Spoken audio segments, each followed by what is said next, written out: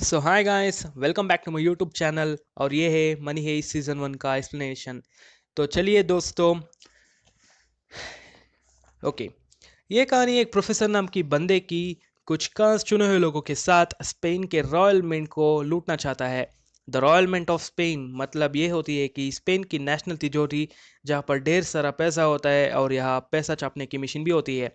तो प्रोफेसर और उसका टीम का प्लान होता है कि रॉयल मिंट पर डाका डालना और नया पैसा मिंट करके बाहर निकालना। नया पैसा क्योंकि वेल, ताकि उन नए नोटों को ट्रैक ना कर सके। और फिर वो स्पेशल टीम फिर साथ मिलकर प्लानिंग स्टार्ट कर देते हैं। प्रोफेसर ने इस प्लानिंग को बहुत ब्रिलियंट तरीके से क्रिएट कर चुका है। इस चोरी को स्मूथली अंजाम देने हैं तो सारे टीम मेंबर्स कुछ रूल्स फॉलो करना है। फर्स्ट रूल है, कोई अपना असली नाम नहीं यूज करना है। सबके पास एक स्पेशल कोड नेम होता है जो कुछ पॉपुलर सिटीज के नाम होते हैं। For example, Rio, Berlin, Tokyo और हेलसिंकी। और अगली रूल ये है कि टीम मेंबर्स के साथ रोमांटिक रिलेशनशिप ना रखना और वायलेंस ना होना चाहिए। प्लान के मुताबिक प्रोफेसर और उसके team royal mint of Spain में घुस जाती है और अंदर लोगों को बंदी बना लेते हैं। प्रोफेसर बाहर इन सब पे नजर रखे भी होती है। प्रोफेसर और टीम के एक स्पेशल लैंडलाइन कनेक्शन से बात करते हैं ताकि कोई और इंटरप्ट ना कर सके। टीम मेंबर्स अंदर फेस मास्क लगा लेते हैं। वहाँ लोगों को भी फोर्सफुली ये पहना जाता है ताकि उन लोगों को कोई पहचान ना सके। अंदर टीम का मेन सुपरवाइजर बर्लिन होता है और ऑर्डर्स दे रहा होता है। पर बाहर पुलिस इंस्पेक्टर और उनकी टीम रकेल ने पूरा घेर लिया है। शुरू में सब सही जा रहा होता है। ये लोग दिखाते हैं कि पुलिस को सिर्फ ये पैसा लूटने आया है, पर बाहर आकर फायरिंग शुरू कर देते हैं। इस दौरान पुलिस फायर बैक करती है, पर रियो घायल हो जाता है। इसी समय प्रोफेसर रकेल से मिलता है और अपना नाम साल्वा बोलते हैं। साल्वा और रकेल के बीच धीरे धीरे नजदीकियां बढ़ने लगती है। प्रोफेसर जानबूझकर एलिसन पार्कर को बंदी बना लेते हैं। प्रोफेसर एलिसन पार्कर के हेल्प से बताता है कि अगर पुलिस अंदर आई तो सारे होस्टेजेस को एक एक करके मार देंगे। पुलिस समझते हैं कि ये लोग पूरे प्लानिंग के साथ आई है। अंदर प्रोफेसर की टीम हर घंटे 8 मिलियन यूरोस मिंट कर रहे होते हैं। पर बाहर रकेल और उसके टीम प्लानिंग करने शुरू होते हैं। एलिसन सीक्रेटली फोन यूज करने जाता है पर रियो रोक लेता है। पर पुलिस फ्रंट कैमरा के मदद से रियो का शक्ल देख लेते हैं। फिर पता चलता है कि इधर ऑर्टुरो और मोनिका के बीच अफेयर चल रहा होता है और मोनिका प्रेग्नेंट भी है।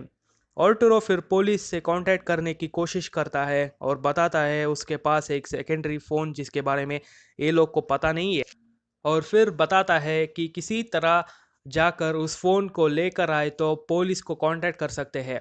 मोनिका फ़ोन लेने में सक्सेसफुल होती है पर साइलेंट मोड में करना भूल जाती है, जिसकी वजह से डेनवर और बर्लिन उसे पकड़ते हैं। बर्लिन मोनिका को मारने कहती है पर डेनवर उसे पैर में मार कर उसे छुपा देते हैं।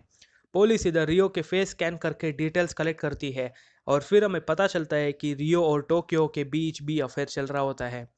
पुलिस अब रियो और टोक्यो की आइडेंटिटी जान जाती है। फिर प्रोफेसर इनको कॉल करके इनको ये इन्फो बताता है।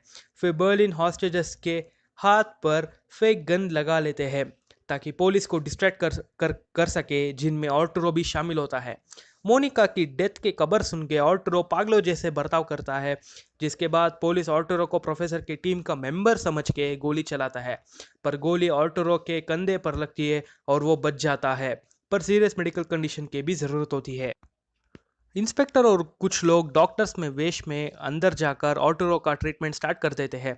और इसी वक्त प्रोफेसर की टीम रूबियो के ग्लासेस ले लेते हैं, उसमें माइक्रोफोन लगाकर वापस उसे रखते हैं। मौका का फायदा उठाकर रकेल और उसके टीम एक अंडरग्राउंड टनल से अंदर जाने की प्लान बनाते हैं। इनका प्लान ये है कि लुटेरो का यूनिफॉर्म और मास्क पहनकर अंदर जाना। बट प्रोफेसर को उनके प्लान के बारे में पता चलता है और प्रोफेसर कॉल करके एक नए टाइप के मास्क पहनने के लिए कहता है।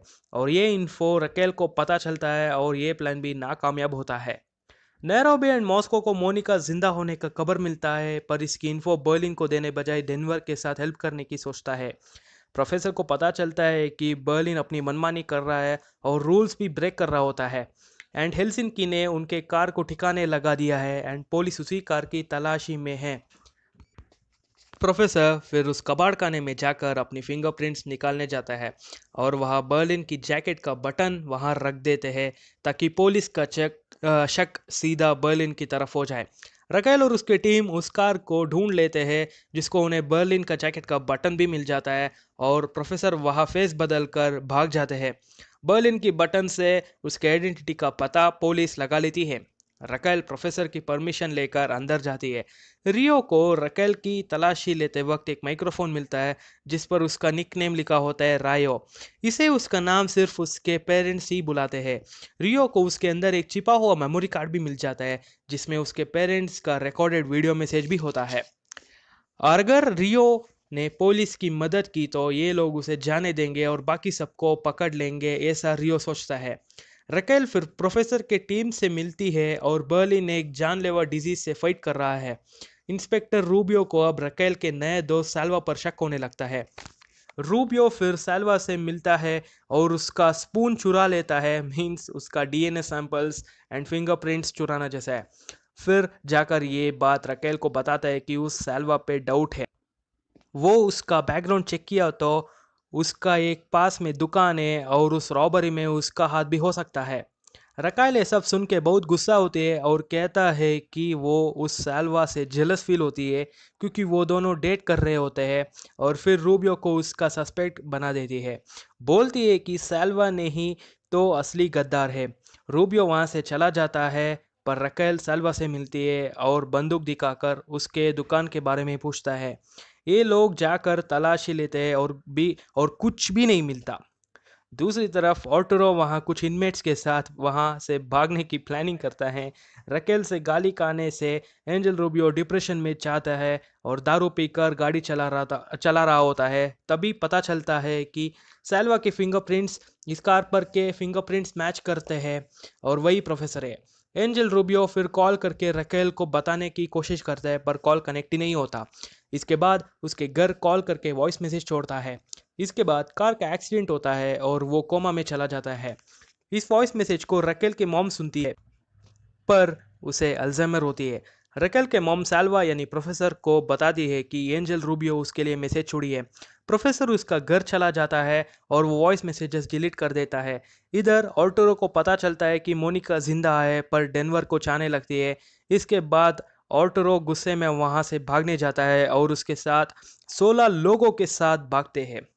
इसी वक्त हॉस्टेजेस ने हेल्सिंकी के भाई को मार देते हैं। इधर प्रोफेसर घर में बैठकर रकेल की इंतजार में रहता है। रकेल को फिर आइडिया आती है कि ये बहुत बड़ा प्लानिंग है और इनके मशीन गन्स टारगेट प्रैक्टिस करने के लिए कोई जगह भी किया होगा है। और रकेल वो अपने रूम में जाती है और उसके टीम मेंबर्स को कॉल करके आसपास कुछ सुनसान जगह को ढूंढने कहते हैं। प्रोफेसर ये सब रूम के बाहर सुन रहा होता है। फिर वो नॉक करके अंदर चला जाता है।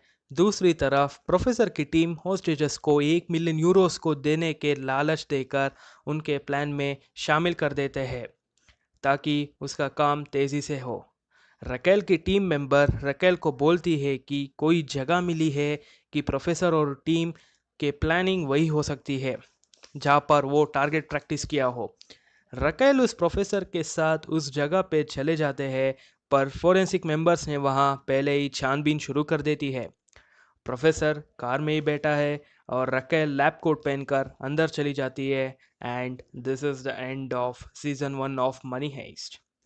So guys, if you like my video, do like, comment and subscribe my video and please support this channel. Thank you guys.